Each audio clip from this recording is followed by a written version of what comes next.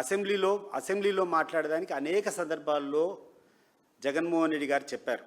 మేము మాట్లాడేటప్పుడు అపోజిషన్ పార్టీకి ఇచ్చినటువంటి గౌరవం, అపోజిషన్ పార్టీ ఈ రాష్ట్రంలో ఉండేది ఏకైక పార్టీ. 175 అసెంబ్లీలు, 25 పార్లమెంట్ ఎలక్షన్లు జరిగితే అన్ని స్థానాల్లో 175 స్థానాలు, 25కి 20 పార్లమెంట్ స్థానాల్లో ప్రథమ లేకుంటే ద్వితీయ స్థానంలో వచ్చినటువంటి పార్టీ వైఎస్ఆర్ కాంగ్రెస్ పార్టీ. ఇది వాస్తవమా? దీన్ని యాక్సెప్ట్ చేస్తారా మీరు? మరి అది కాకుండా అపోజిషన్ పార్టీ ఏమైనా ఉంటుందా? మరి అటువంటి అపోజిషన్ పార్టీకి 40% ఓటింగ్ తెచ్చుకున్నటువంటి పార్టీకి ఈరోజు మేము సమయం కేటాయించాము, మేము అపోజిషన్ పార్టీ స్టేటస్ ఇవ్వడము అని చెప్తే ఏ రకంగా చర్చలు చేయగలుగుతాం చెప్పండి మీరు? ఒక ఎమ్మెల్యేకి ఇస్తే వాళ్ళకి ఇచ్చేటువంటి టైం 2 నిమిషాలు 3 నిమిషాలు ఉంటారు.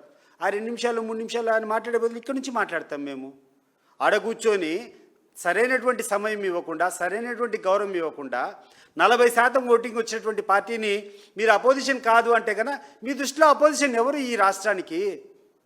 మేము కాదులే, నువ్వు తెలుసు ఎవరో ఒకరైతే నువ్వు అధికార పక్షం అయితే విపక్షం ఉండాలి కదా, మరి ఆ విపక్షాన్ని నువ్వు గౌరవించాలి కదా, ఆ విపక్షానికి సరైనటువంటి సమయం ఇవ్వాలి కదా. ప్రజాస్వామ్యంలో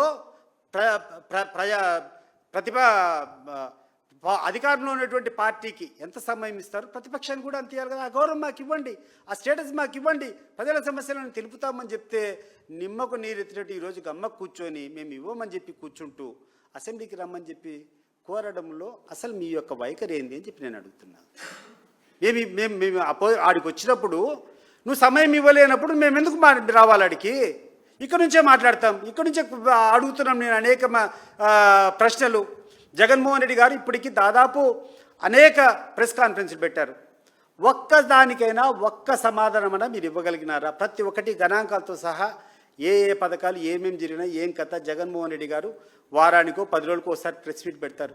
ఒక్కదానికన్నా ఈ అధికార పక్షం స్పందించిందా? దానికి కౌంటర్ ఇచ్చిందా? అదేమి లేదు. 24 గంటలు కూర్చోవడం, అబద్ధాలు వేయడము, బురద వేసుకొని మీరు తుడుచుకోండి అని చెప్పడం. ఇది తప్పితే మీరు ఇచ్చినటువంటి హామీలు మీరు అమలు చేశారా? మీకు ఉన్నటువంటి బాధ్యత మీరు నిర్వహించారా?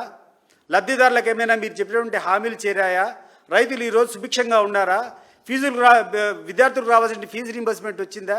ఏ రంగంలో మీరు ఈ యొక్క రాష్ట్ర ప్రజలకు మంచి పరిపాలన ఇస్తారో ఆలోచన చేయమని చెప్పి నేను అడుగుతున్నా. నేను వీళ్ళనే కాదు, ఈ యొక్క పాలపక్షానే కాదు, ప్రజలను కూడా ఈరోజు ఆలోచన చేయమని చెప్పి కోరుతున్నాను. ఏ రంగంలో మీరు మిమ్మల్ని ఆదుకున్నారు? గతంలో ఎట్లా ఉన్నాయి, ఇప్పుడు ఎట్లుంది? గతంలో రైతులు పండించేటువంటి పంటలకు గిట్టుబాటు ధరలు ఏ రకంగా ఉన్నాయి, ఈరోజు ఏ రకంగా ఉంది?